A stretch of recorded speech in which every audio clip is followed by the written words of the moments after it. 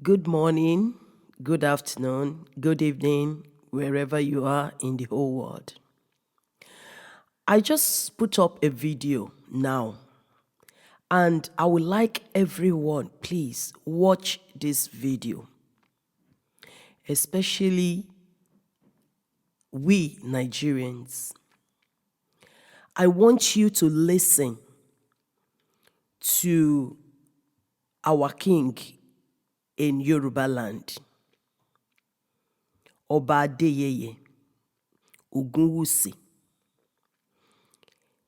And you will see in his message what he has said is true. But first, I would like you to watch it. Listen to it. And at the end of this video, we will have a little discussion that whether it's late for us or things can still be done. Ooni of Ife to give his good message.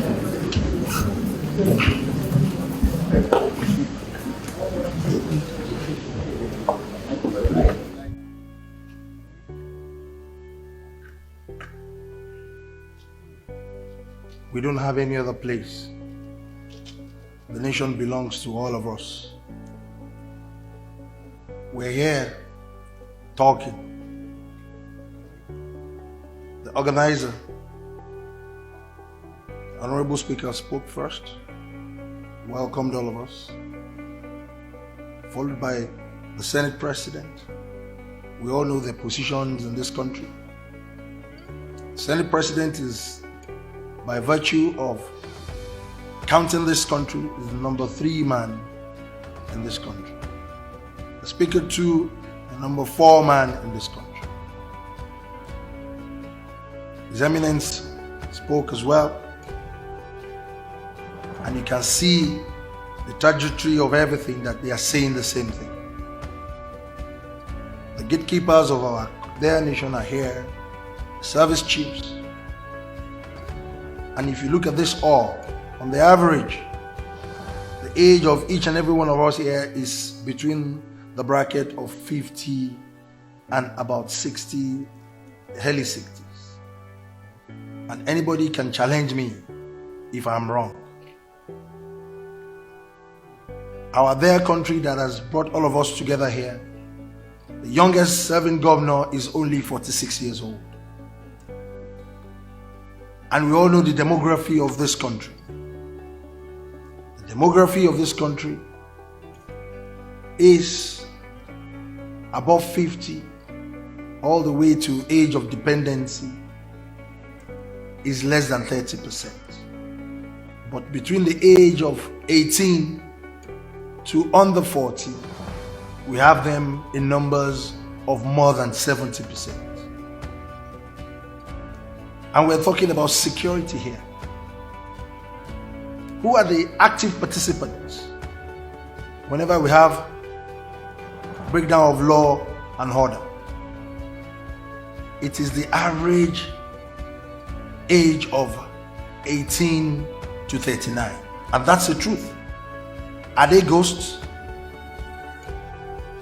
Are they invisible? The answer is no. They are human beings. Even our laws, our constitution, they will say at some point, very active civil servants will live on the average of 60 years old. Because they know why. Because they are getting tired. Maybe the judiciary extends till 70 years old. Some 65.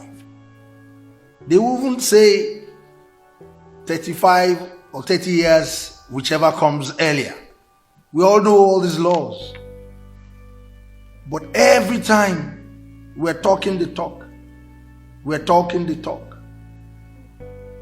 Number 2 man, number 3 man, number 4 man, they are all saying the same thing the way His Eminence said it. And the participants are not faceless. They are not ghosts. It is very idiotic and stupidity for us to be doing the same thing over and over and over again and expect a different result. We will continue to get the same result. Let's be very truthful and honest to ourselves in this country. We all know the problems. How well are we carrying along these people in that age bracket? Who are representing that age bracket in this hall? The answer is no. We are not engaging them at all. But whenever we want to go for political posts, appointments, we go back to them. We know the good, we know the bad, and the ugly in their category. As traditional rulers, they are the most active in our system. Let us tell ourselves the truth. They are hungry and they are angry. I repeat, they are hungry and they are very angry.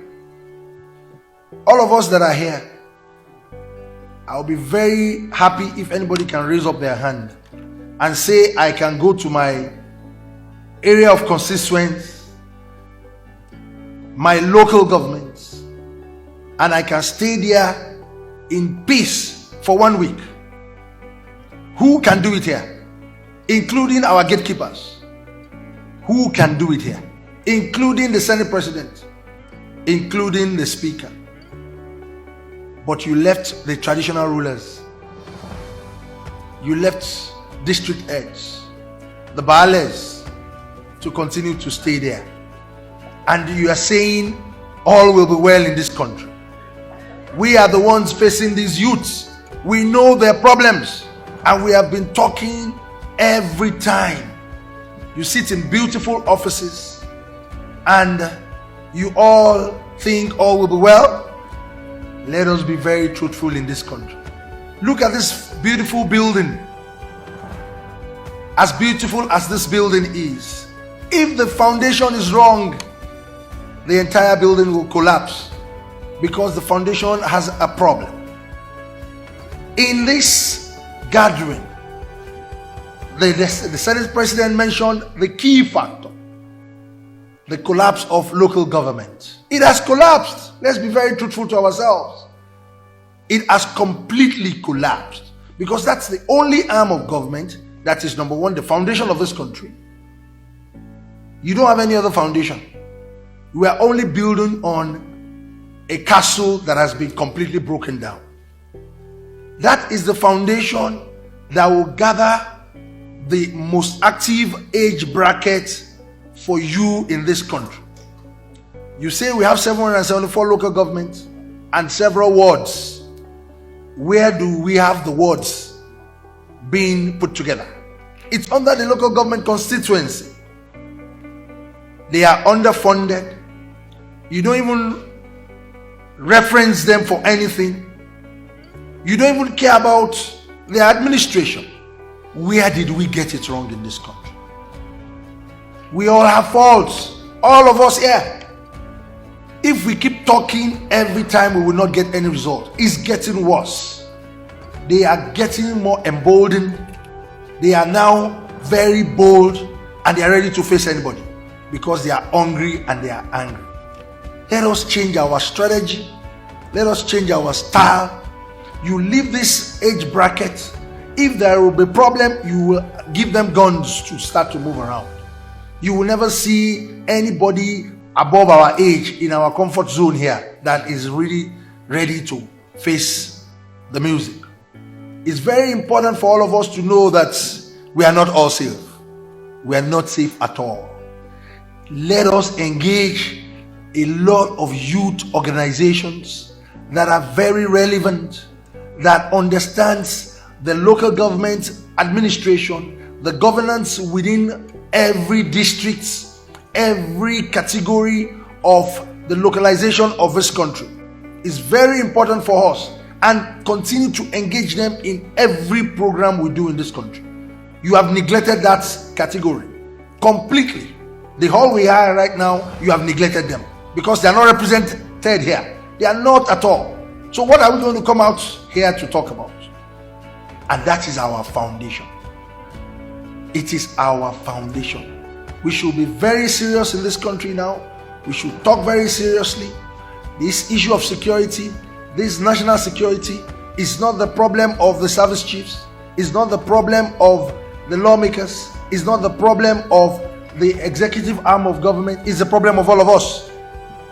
How many of this active population that are under you that you are taking care of? What's the essence of you being a politician that you cannot even move around freely? You cannot. Nobody. Do you think Abuja is only Nigeria, or Lagos is only Nigeria? 36 states of this country. Some people are there. You left them, you abandoned them, and you are making laws and you are administering. What are you administering? I do not know. So let us talk to ourselves very seriously. The people that are not ghosts, these people that are agitating left and right, we need to engage them. We need to actually engage them and separate the corn from chaff. We know the good and the bad amongst them. We can easily separate them by engaging them, draw them closer. And I will give you a good example from my own community. If a Modakeke war has been the very strongest communal clash in southwestern Nigeria. It's been on for a very long time. But what did I do? A very practical experience. I decided to engage the youths. For me to engage them one-on-one so that I can separate the bad one and the good one. Something happened recently. We almost had another breakdown of law and order. The boundary line of the two communities, some people started shooting sporadically, and the two communities started converging and moving away from the boundary lines, and they were agitating. The war has started again. The war has started again. I had to come out and call the youth around that we need to do it at the dead of the night. Let us go to the boundary and see the people that are doing all these things. Lo and behold, we went to the boundary and we realized that the youths of the two communities are trying to protect their own territory. At the end of the day, it is just an artificial noise that they are just raising. If we engage the people that are active, it will be a lot easier for each and every one of us. On this note, I want to thank the organizers, and I want to tell us that enough of us talking the talk. Let us walk the walk. God bless us and God bless Nigeria.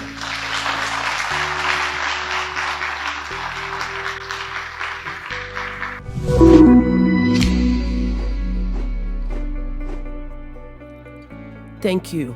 I hope you have watched the video and you have picked one or two things yourself.